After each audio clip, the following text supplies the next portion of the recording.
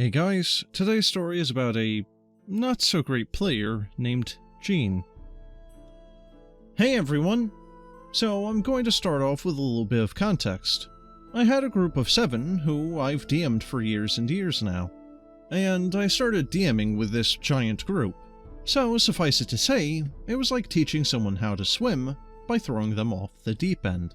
But I digress. Things were really good, and just going really well.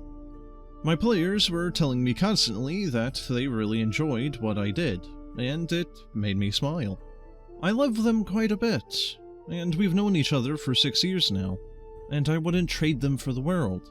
But this is a horror story, as about a year ago, unrelated, I dismissed a player for being extremely toxic and manipulative.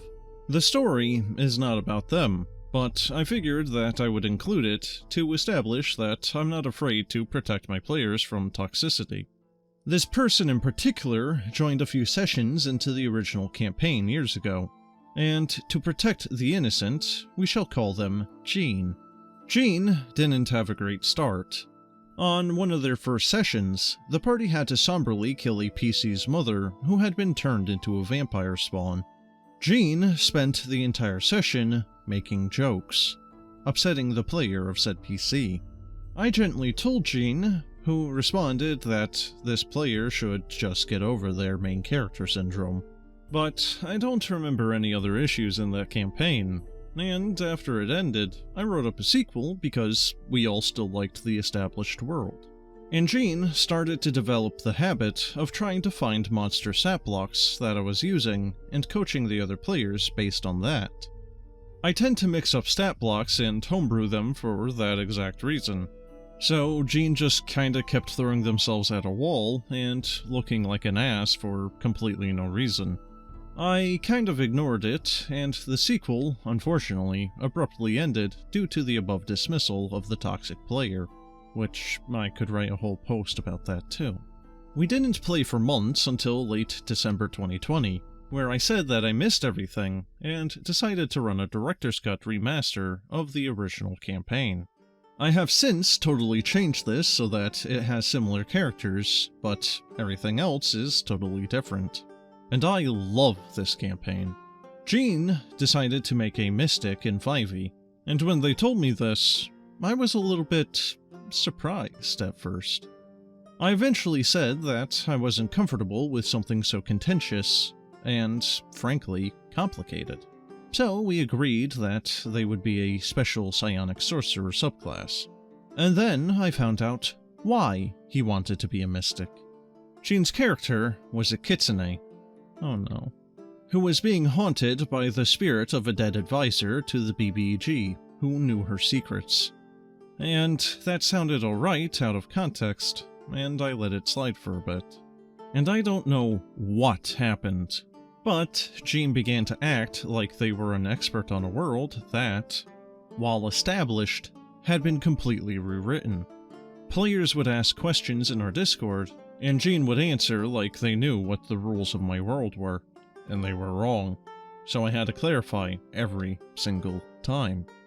And early in the campaign, another player met up with their NPC best friend who was a secret royal. And when they reunited, the party was discussing a plan to get into the capital in the middle of a war. Gene just wandered off and loudly exclaimed, "I'm going to the beach! What's over here?" while dragging their token off of the map. I pulled them aside after that session and asked them what was going on, and said that it was disruptive. Gene then told me that nobody was interested in the plot, and that I'm a bad DM because their character didn't have anything tying into the backstory. Well, that's rather rich coming from a guy who was complaining that someone had main character syndrome because the DM put their character's mother into the game and they were dying. I tried to argue, but Gene was a master manipulator, and eventually I walked away from that conversation, hurt and doubting myself. These problems kept popping up until one of the other people that Gene cited DM'd me and said that they were having fun. I quietly informed him that Gene had said that he was hating it, to which he acted shocked and said that it was quite to the contrary. He was totally invested in everything, which didn't make me too thrilled. I also gave a player a joke deck of plenty, using a modified list from D&D Wiki because, while the wiki is a nightmare, we all think that it's hilarious. And surprise! Here comes Gene reading the list and giving the wrong information, because they think that they've cracked my code. If someone is actively trying to metagame like this, maybe you should do something like, talk to them, or tell them to knock it off, or you will remove them. Something. But anyway, in the words of the deck owner, it's a 4 of clubs.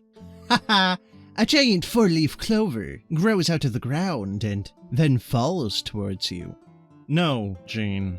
What actually happens? This is a self-report, and I'm the jerk in this specific scenario, but I got fed up and killed Gene's character. It was a bad move looking back, and Gene summarily told me that I was a terrible person.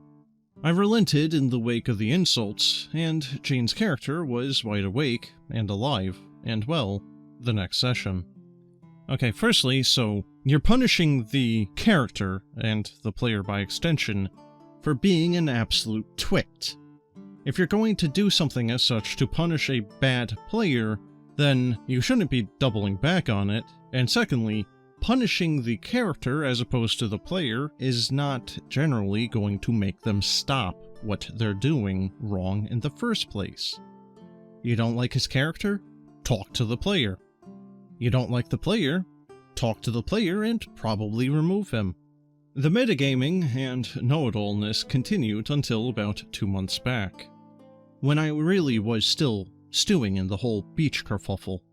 I explained that while Gene had some points, what they had said really hurt my feelings, and I wanted them to be aware.